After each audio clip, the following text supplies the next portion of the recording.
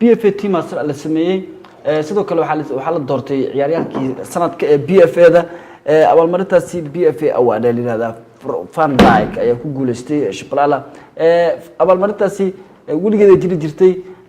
waxaana codeeya ciyaartoyda ciyaartoydan afarta heer kala duwan ciyaarka ciyaartoyda ciyaarta codeysa ciyaartoy kooxda uma codeyn kartid adina isku codeyn kartid soo ciyaartoyda codadka ugu badan helaa guuleystay Van Dijk ka guuleystay Raheem Sterling waa u qalmaa muran badan kama taagna musiikan waa u qalmaa waxa sababta ku siinayna hore u sheegnay team dhan u bedelay team dhan oo meeshaas gadaale waswaas ka jiray iyo qarshajac ka jirtay meeshaas ninkaas secure ka dhigay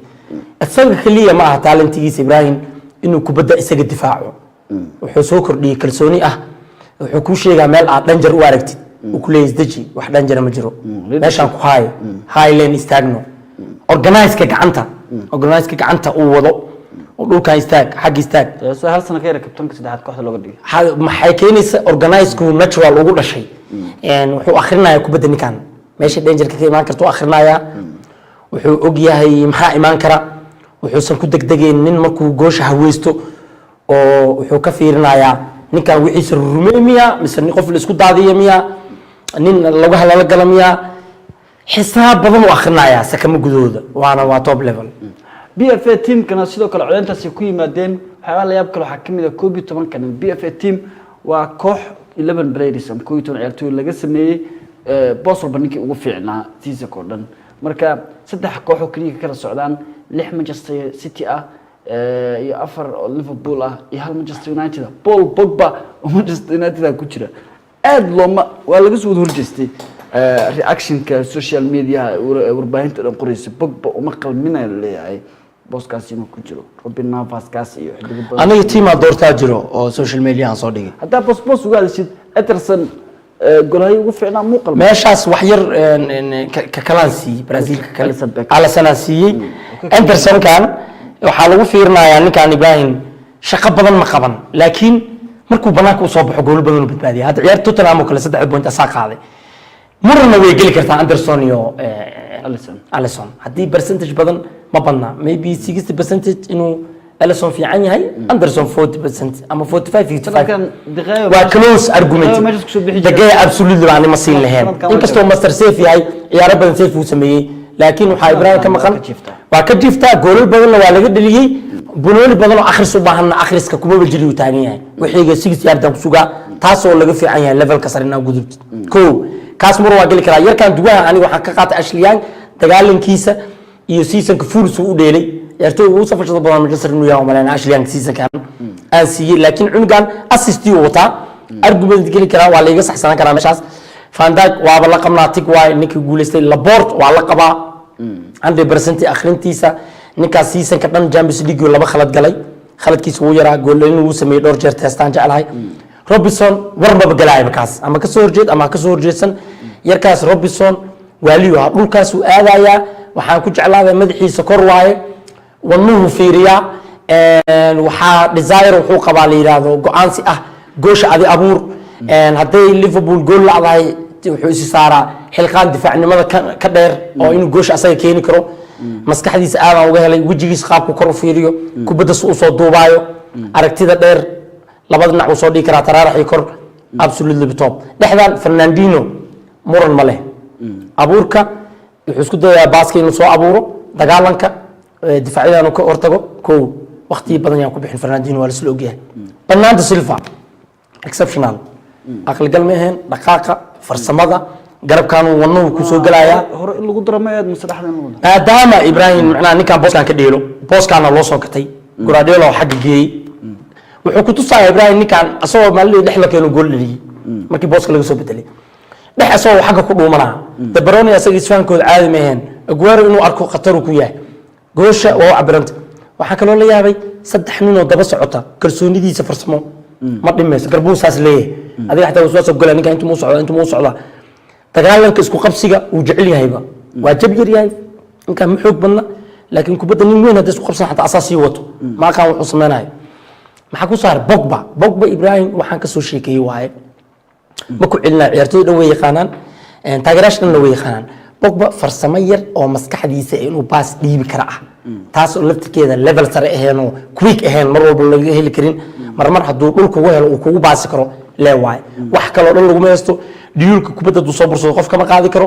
kubaddan 3 tilaabo lama soconaayo quick thinking ma laha isla markii fikir degdeg oo Allah kale loo bedel ma laha kubadda qaybtaan ka soo xirmanta qaybta kale u bedel ma laha wuxuu kaloo lahayn noobaha isaga 1-2 ma shaqshaqanaayo 1-2 shaqshaqashadeeda waxay ku imaataa inaa maxaa la fududahay hadduu hadda kubadda soo qaato Lukaku 1-2 ku dhursado 45 kala soo dhigo nin kale ordaa imaana fudeed u baahanta fudeed ma haayo ninka waa garguurtaa garbaha xataa garoonka markuu soconaa nin jiis oo kale lugta u dhutina camal u socdaa aniga I don't think ninkan top level waa iska second best umana maleynaa Manchester United hada lacagta uu soo bandhigtay inuu karab 500 kun wiilka la sii dhooyaa Messi iyo Ronaldo xisaabtooda kama bixi karo lacagtaasna waxa waaye jawaan ku tul rabaa tiimka hadaysa ka fakirin ay laftigooda faansan yihiin marka Pogba meeshaas waay hore u maana yaa u qalma meeshaas Erikson aniga ahaan waligii ma arkin ciyaartooy ka fikir fudud aan ka ahayn De Bruyne oo kale waa levelka De Bruyne oo kale ninkaas kubaddu bidix ku qabanaya Ibrahim wuxuu ku qabanaya midig controlka bidix ku bedelaa Allah kale wuxuu ku qabanaya bidix midig uu ku bedelaa quick thinking waaye noobayaashu second ula socdaa laba tilaabo inuu la dhaqaaqo waxa ka suurtagal shuud uu shalay dhaliyay ciyaartina soo qaatin kala ma qaashuud wuxuu dhaliyay Tottenham absolutely ba aqal gal ahna 1.8 minute ah wuxuu ku tusayaa bidix oo ku shuudaa Brolias Erikson ila lahaaniga meeshaas inkastoo muran ay gali karaan sida ciyaartooyda kale waxa la Torreira iyo shaaka booskiis waa la galay yaa kale Kante seasonkiisa hore maaha absolutely ba Erikson kale Pogba ani Pogba Erikson hadda ani Erikson 500 u qalma kood boos u qalmeena leeyahay ha ciyaartooydaas Wolves ma kala ka saahin maalmahan la daawada laakiin niman caloosh riixan ayaan arkay Robin Neves waay ama Moutinho 3 talaabo mar walba la soconaa Moutinho waa bedela isagana saddexda hore maana war male wadnuhu soo aadaa season kan goolal badan Hazard ku haysto Ibrahim Hazard farsamadiisa aadan ugu soo sheegay way fiican tahay gool badan waa baas gool badan baas laakiin waxa meeshaas lagu kala qaado mataqaana labadaas ninkan key factor xabad ka garaacana Hazard maanta West Ham ajiib kulli inta dhulka dhiga ka dhalna bari hay ugu tashan ku leeyahay meel kala soo wareega arkay ninkan wuxuu qaaday oo yaan 10 game oo Liverpool boontiga qaadaa jiro oo ahdi ciyaartaan hadaa anay qof weyno boontiga waa beer dareena ah taas waa miisaanka Ibrahim miisaanka le fuushaan ninka noocaas lama tartami kartid hatta ka baas badnaa oo ka gool badnaa hada uu ka waxa laga yaabaa Hazard gool badan Hazard baas badan laakiin ninkan ciyaarahaas wadnaha soo aaday absolutely taas geesinimadaas final taadka Hazard looga tagay inta kale asaa ku farsan badan Aguero war ma gelin karno top 6 ku wuxuu ka leeyahay hat-trick saartu dhali meeshaas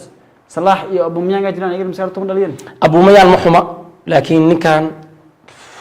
laba team oo top 6 hat-trick ka dhali Harry Kane ajira laftirkiisa hat-trick ma dhali hat-trickada soo riixaya isla ninkan injury badan ma qaba Ibrahim yarkan team play ma qabo big games kale kubadda labadaas allaha aad u lama dheelo isaga la dheelaa isaga la dheelsiyaa asaga wax ma dheelsiin ninkan hala yar weakness ku qabo laakiin wajiga goosha birta u cabiran gool Loris uu ka dhaliyay Champions League habeen dhaweed qof kasta ma dhalin karo gool kale uu ka dhaliyay Liverpool oo Van Dijk uu ka kor controlshay ma Lovren ku controlshay oo Alisson birta intuu dhexeys ka galiyay Manchester United kale gool kale noocaas oo kale ka dhaliyay dageeya waxa sidii kara birta zaid ugu cabiran marka nooba ahaan Aubameyang aan hadda ma liidayo waa top striker waxaan is dhikraa Aubameyang oo Man City meesha u jooga waxaas ka darwaa sameyn lahaa Salahna boos qaadashada Aubameyang khatarsan Mohamed Salah ragana ka galaa siyaasad labadan nin helay labadan nin sharir ma dhigin ma aha yaa loo fahmin khalad Salah iyo Hazard season kooda ma xuma laakiin Ibrahim two of the best one best in adortid waay Raheem Sterling wuxuu ku yimid codeynta ciyaartooyda ku maadeen waxaan la qabaa Raheem Sterling imaanay Salah iyo aad ugu farsan badna iyo ishaq iyo Hazard laakiin way ka geesan yihiin geesinimadii boxka nimankaana wax ku sameeyay su'aalo badan la keenay kooxdan waxyaabo la yaab xakimiya waa markii ugu horeysay oo saddex koox oo kaliya laga soo xulo BFA teamka ay ka yimaadaan muddo 45 sano ah markii ugu dambeysay kooxaha ugu yar 4 koox ee 2002 ee 2003 marka meeshan hadda City sanadkii labaad isku xigay ugu badan tahay sanadkii horena 5 ciyaartooy ku leedahay 6 ciyaartooy hal hadda inuu dul istaagna Ederson goolhayaa 18 Premier League clean sheet uu sameeyay ma jirto taariikhda Manchester City goolaayay 18 kulan aan gool laga dhalin clean sheet ah daafaca midigta Trent Alexander-Arnold ninka la yiraahdo waxa uu sameeyay isku celcelis Premier League daqiiqadaha hadii la xisaabo 235 daqiiqo kasta hal assist uu sameeyay ama hal caawin oo ninka ugu fiican ah dhinaca kale Laporte dhaxda hadii aan eegno waa difaaca ugu baas saxitaanka badan 2514 baas oo successful uu sameeyay ama oo sax ah Virgil van Dijk leaderka Liverpool tani markii kooxda kusoo biiray 25 clean sheet sameysay dib haween xoogan oo dhanka difaaca ka haas ku sameeyay Robertson waa ninka ugu assistiga badan Liverpool xiliyaareedkan Premier League 9 gool ayuu baasay ninkaasi Scottishka garabka bidixda ka ciyaara dhaxda Fernandinho waxa la leeyahay record fiican oo haysta marka uu City u ciyaaray markuu ka maqan yahayna way guul dareystay 67% City markuu ka maqan yahay laga adkaada halka 86% markuu joogo ay badiso Bernardo Silva 7 gool dhaliyay xiliyaareedkan 33 kulan oo liiga ah waxaanu aad uga fiican yahay xiliyaareedkii hore Pogba sidoo kale xiliyaareedkiisa ugu fiicnaa uu ku jira horyaalka 22 gool ayuu ku lug yeeshay marka la fiiriyo goolashu dhaliyay iyo kuwa uu baasay 13 dhaliyay iyo 9 uu baasay 13 inta badan waa Real ninka Ibrahim statistiskiisa maxalla ma xuma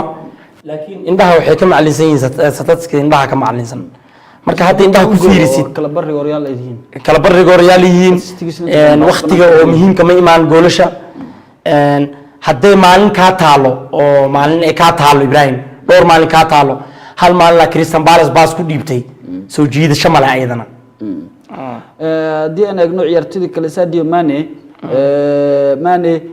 waxa uu haystaa rekoorkiisa ugu fiicnaa xiliyaareedkan 19 gool ayuu dhaliyay oo Premier 18 gool Premier League ayuu dhaliyay waana xiliyaareedkiisa ugu fiicnaa ee Premier League Aguero Sergio Kun Aguero ciyaaryahankii saddexaad ee taariikhda Premier League 150 gool Premier League hal koox u dhaliya kadib Wayne Rooney Manchester United iyo Thierry Henry oo Arsenal ninkan kooxdan legend ay u yahaliyay Sterling ugu dambeeyay hadaan eegno waxa uu ku lug yeeshay goolasho ugu badan Premier League Manchester City ama xiliyaareedkan qof kastaba 18 gool dhaliyay 17 gool uu ku lug yeeshay ajiib marka waa xiliyaareedkiisii ugu fiicnaa isagana Premier League hagaag PFA team ay intaasi iyo Virgil van Dijk oo isna ku guuleystay ciyaaryahanka ugu fiican oo sanadkii labaad Liverpool qaadanayso sanadkii hore Mohamed Salah Kevin De Bruyne ka qaaday sanadkan Van Dijk Sterling ka qaaday labadaba marka waa laba season aad isugu asli kara seasonkii maxaa la lahaa tii hore kale Kevin De Bruyne u qalmay inkastoo Salah shar yar dhigin season kan Van Dijk u qalmo marka xogaa waa laba season oo tight aad u adkaan kara doorto kii hore waxa ka sii horeeyay Mahrez kan 17 ay 17 Kante ayaa qaatay horyaalka Chelsea oo qaaday 15 Eden Hazard aniga Ibrahim mi dadka taageersan difaac abaalmarin la siinin weerar wadnaha aadayo assist iyo shaqo dhaman sameeyay wax la siiyay fan of noocaas mi difaac wax la siiyay Porteer ma aaminsanibo hadii nin weerar joogo waxa ta koor ka qaylin jiray Kante best player siyo Diego Costa 17 gool dhaliyay oo Benoni fiican soo bandhigay yaama Hazard mid la siin waa best player maadaama koobka loo qiimeeyay laakiin Van Dijk waa ugu duwanahay markii kaliya waa aan difaaca ku taageerin wax la siiyo waxaan ugu taageeray team dhan uu bedelay ma aha kaliya difaacitaan ma aha kaliya maxaa la lahaa Benoni uu tackle sameeyay organize-ka aqliga deganaanta waxa kaaga daran mentally attack ciyaar waxa soo uu leeyahay goal u baahan Liverpool Porteer haysto ninka u boobsi uu leeyahay kooxda soo baxa markay isaha ninka u boobsi waa loo boobsi dhaxda laga xagga laga Salah la si gool ay maatay maskaxdu weerar ka yahay waa jeclaa taas oo kale uu tagaan sanadka ugu dambeeyay kale sanadka uu tagaa ugu dambeynta ciyaartii wuxuu keenay oo Everton iyadana oo birta Porteer qaldamayay asaga soo darbay Benoniga Bayern Munich wax difaacnimo ka weyn oo ka sameeyay Liverpool taasana rajay Liverpool